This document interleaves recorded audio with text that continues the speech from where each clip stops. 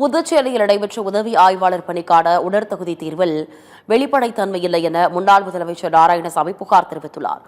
புதுச்சேரி மகளிர் காங்கிரஸ் தலைவியை பாஜகவினர் தரக்குறைவாக பேசியதை கண்டித்து போராட்டம் நடைபெற்றது. இது தொடர்பாக காங்கிரஸ் அலுவலகத்தில் முன்னாள் முதலமைச்சர் நாராயணசாமி செய்தியாளர்களை சந்தித்தார். அப்போது பேசிய அவர், புதுச்சேரியில் நடந்து முடிந்த உதவி ஆய்வாளர் பணிக்கு நடைபெற்ற தேர்வை ரத்து செய்ய வேண்டும் எனவும் வெளிப்படைத்தன்மையோடு மறுதேர்வு நடத்த வேண்டும் எனவும் வலியுறுத்தினார். மேலும் புதுச்சேரியில் இதுவரை 3 முறை காங்கிரஸ் கட்சி அலுவலகத்தை பாஜகவினர் தாக்க முயன்றனர் எனவும் பாஜக ரவுடி கட்சி எனவும் காட்டமாக கூறினார்.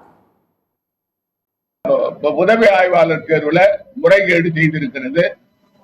அவசரமா எழுத்து தேர்வு நடத்தியிருக்கிறாங்க. இதை உடனடியா ரத்து செய்யணும்.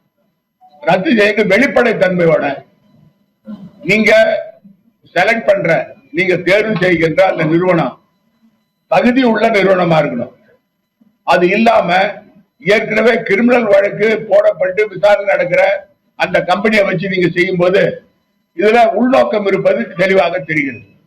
ஆகவே இதை உடனடியாக ரத்து செய்ய வேண்டும் என்று கட்சி தலைவர் கோரிக்கை வச்சிருக்காரு. நானும் கோரிக்கை வச்சிருக்கேன்.